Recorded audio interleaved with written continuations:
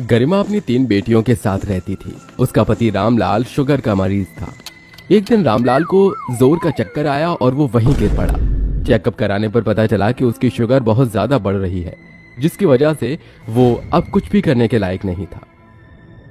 अरे बानी। हाँ माँ। बेटा मुझे ना आज पड़ोस वाली आंटी का सूट थोड़ा जल्दी सिल कर देना है। तो तू मेरा एक काम कर दे। क्या काम है? तू अपने पापा को जाकर ये दलिया खिला दे। जी माँ। गरिमा कपड़े सिलने चली गई। जब से रामलाल बीमार हुआ था तब से घर की सारी जिम्मेदारियां गरिमा के सिर पर ही आ गई थीं। ये ग्राहक भी ना एक तो जल्दी के सूट दे देते हैं और ऊपर से डिजाइन भी लगाओ। जो भी हो करना तो पड़ेगा। गरिमा ने खूब मेहनत से अपना काम किया और उसके बाद वो किचन में खाना बनाने चली गई। अरे मेरी वजह से तुम्हें क्या क्या करना पड़ रहा है, और एक मैं हूँ। अब आप मुझे देख देखकर ज्यादा टेंशन मत लीजिए, मैं ठीक हूँ। गरिमा ने ऐसा बोलकर बात को खत्म कर दिया। उसने खाना बनाया और वो फिर से मशीन पर बैठकर अपना काम करने लगी। माँ आप क्या सिल रही हो? अरे कहाँ पर थी तुम तीनों? खाना नहीं खाना है तुम्हें? मम्मी हम ना बाहर खेल रहे थे। ओहो, खेल के आगे तो तुम्हें भूख की चिंता भी नहीं रहती। चलो रवि को बुला कर लाओ और खाना खा लो। उसके बाद मेरे पास तुम्हारे लिए एक सरप्राइज है। सरप्राइज? सच? मैं अभी आती हूँ। रावी अपनी बहनों में सबसे छोटी थी। सबसे बड़ी बहन की उम्र 12 साल थी। तीनों ही गरीब बच्चियां सरप्राइज का नाम सुनते ही बहुत खुश हुई और खुशी खुशी अपने घर आ गईं। माँ कहाँ है हमारा गिफ्ट? ये रहा। गरिमा ने अपनी तीनों बच्चियों को अपने हाथ से सिला हुआ एक एक सलवार सूट दिया। ये भला कैसा गिफ्ट है माँ? हम सलवार सूट ही तो पहनते हैं। हाँ लेकिन ये वाला नया है और ये गर्मी के हिसाब से सबसे अच्छे कपड़े होते हैं। देखो तो तुम्हारे सूट भी कितने अच्छे लग रहे हैं। हाँ आपने ठीक कहा माँ, ये बहुत सुंदर हैं। गरिमा ने किसी तरह अपनी बेटियों को सस्ते सस्ते सूटों से ही खुश कर दिया। वो हमेशा ही अपनी बच्चियों को अपने हाथ से सिलकर बिल्कुल सादे सादे कपड़े पहनाती थी और उसकी बेटियां भी उन्हें खुशी से पहन लेती थी। इसी तरह से दिन बीतते जा रहे थे। एक दिन वीना की सहेली उसके घर आई। अरे तू बोल, कैसे आना हुआ? वीना, मैं तुझे ना अपनी बर्थडे पार्टी में इनवाइट करने के लिए आई हूँ। कल शाम को 4 बजे अपनी दोनों बहनों के साथ आ जाना।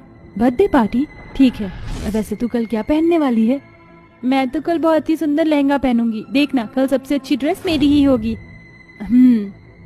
वीना बेचारी एक पल के लिए उदास हो गई, लेकिन जब उसकी सहेली चली गई तब उसने गरिमा से कहा, माँ वो कल मुझे अपनी फ्रेंड के घर पार्टी में जाना है, तो मैं क्या पहनूं? अरे अचानक, अब मैं क्या बताऊं? क्या कोई सूट सिला हुआ रखा है? नहीं मम्मी, मैं अपने पुराने कपड़े नहीं पहनूंगी बस। तभी वीना की दोनों बहनें बानी और रावी भी वहां आ गईं।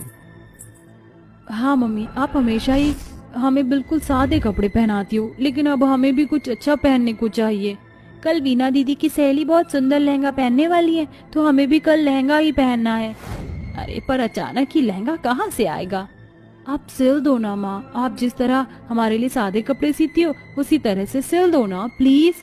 हाँ माँ सिल दो ना। अपने बच्चों की फरमाइश करते हुए मासूम चेहरे गरिमा से देखे नहीं गए और उसने उनके लिए लहंगा सिलने को हाँ कर दी। लेकिन सवाल यह था कि वो इतने कम समय में लहंगा सिलती किस चीज से? मेरे पास तो अच्छी सी नेट लाने के लिए भी पैसे नहीं है। एक काम करती हूँ। गरिमा ने किसी तरह सिलाई की बची हुई कतरों और बेकार पुराने कपड़ों से कपड़ा निकाल कर 3 लहंगे बना दिए। वो लहंगे देखने में बहुत ही अजीब थे। माँ लहंगे बन गए क्या? हाँ बेटा बन गए। अब तुम इन्हें पहन लो और जल्दी से पार्टी में चली जाओ। बेचारी बच्चियां ये भी ढंग से नहीं जानती थीं कि लहंगा कहते किसे हैं।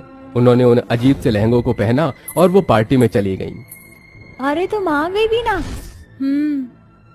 तीनों बहनें गीता का सुंदर लहंगा देखकर थोड़ी सी दुखी हो गईं। जैसे ही वो अंदर गईं, सभी उनका मजाक बनाने लगे। अरे जरा देखो तो कौन आए, 3 जंगली। ये भला तुमने क्या पहना हुआ है? जो भी है बहुत ही गंदा है। तुम्हारे लहंगों से अच्छी तुम्हारी फ्रॉक है। तुम्हें यहाँ बुलाया किसने है? मतलब देखने से तो तुम बिल्कुल भिखारिन लगती हो। अपनी इतनी बेइज्जती सुनकर तीनों ही बच्चियां आंखों में आंसू लिए घर लौट आईं और घर आते ही उन्होंने वो लहंगे अपनी माँ के मुंह पर दे मारे। क्या हुआ? इन्हें आप ही पहन लेना और आज के बाद आप कभी भी मुझसे बात मत करना। अरे पर माँ, आज आपकी वजह से हमारा बहुत मजाक बना है, अब आप हमसे कभी बात मत करना। तीनों लड़कियां मुंह फुलाकर चली गईं। गरिमा की आंखों में भी आंसू आ गए। जमाना बहुत खराब है, कभी भी कोई किसी की 2 पल की खुशी को बरकरार क्यों नहीं रहने देता है। मैंने अपनी बच्चियों का दिल रखने के लिए लहंगे सिले थे। मैं खुद भी जानती हूँ कि ये जरा भी अच्छे नहीं है, लेकिन ना ही मेरे पास इन्हें सिलने के लिए समय था, ना ही सामान। लेकिन अब मैं क्या करूँ, अपनी बेटियों को कैसे खुश करूँ? अपनी माँ को तीनों ही बेटियां छुप कर देख रही थीं। हमें माफ कर दो माँ, तुम रो मत। जैसे गरिमा का आंसू उस लहंगे पर गिरा, अचानक ही लहंगे हवा में उड़ने लगे और काफी तेज चमकने भी लगे। ये क्या हो रहा है? उन लहंगों की चमक अचानक ही कम हुई और वो तीनों बहुत ही सुंदर लहंगों में बदल गए। पहला लहंगा था बिल्कुल शरबत की तरह गुलाबी रंग का, जो बहुत ही चमकदार और खूबसूरत था। दूसरा था हल्का जामुनी, वो भी बहुत सुंदर था। और तीसरे लहंगे का कलर था फिरोजी, वो भी बहुत ज्यादा खूबसूरत था। उन तीनों ही लहंगों की चुन्नियां भी उन्हीं के रंग की थी और वो भी बहुत हैवी और खूबसूरत थी। वाह, कितने सुंदर लहंगे! तीनों बच्चियों ने वो लहंगे पहन लिए और पहनते ही एक और जादू हुआ। राशि ने फिरोजी लहंगा पहना था। लहंगा तो अच्छा है, लेकिन काश हम पर पैसे भी होते तो हम बाबा का इलाज करा देते। अचानक ही लहंगे में हलचल हुई और उससे बहुत सारे पैसे निकलने लगे। ये तो कमाल ही हो गया, इतने सारे पैसे! इसी तरह उन दोनों ने भी अपने अपने लहंगे पहन लिए। बानी का लहंगा गुलाबी रंग का था। उसका लहंगा पहनते ही जैसे ही वो घूमी तो वहां पर लहंगों की बारिश होने लगी। ये तो चमत्कार है। अब मेरी बारी है। लहंगे, मुझे पैसे दो, चलो मुझे लहंगे दो।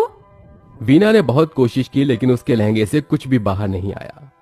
ये क्या, मेरा जामुनी लहंगा तो जादुई है ही नहीं। उदास मत हो, ऐसा मेरे साथ ही क्यों हुआ? तभी वीना का बाप चिल्ला पड़ा।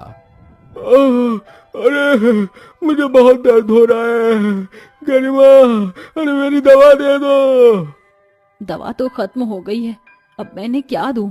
हे भगवान, तू इन्हें जल्दी से ठीक कर दे। गरिमा के ऐसा बोलते ही वीना के लहंगे में हलचल हुई और इस बार लहंगे से दवाइयां निकल कर आईं। ये क्या, शायद यही तेरे लहंगे का जादू है वीना। गरिमा ने जाकर वो दवाइयां रामलाल को खिला दी। अचानक दवा खाते ही रामलाल के शरीर में जान सी आ गई और वो उठ खड़ा हुआ। अरे आप खड़े मत होइए। अरे मैं ठीक हूँ, ये दवा तो बहुत कारगर थी। अरे वाह, मेरे लहंगे ने बाबा को ठीक कर दिया। अब मैं इससे कुछ और मांगती हूँ। लहंगे, चलो मुझे जल्दी से बढ़िया बढ़िया खाना दे दो। तभी फिर से हलचल हुई और बहुत से स्वादिष्ट पकवान उनके सामने आ गए। कमाल है। सभी घर वालों ने भरपेट खाना खाया और ऊपर वाले का शुक्रिया अदा किया। अब रामलाल भी एकदम सही हो चुका था। दोनों पति पत्नी ने अपनी एक लहंगे की दुकान खोली और वो जादुई लहंगे से बनने वाले लहंगों को बेचने लगे और फिर सब कुछ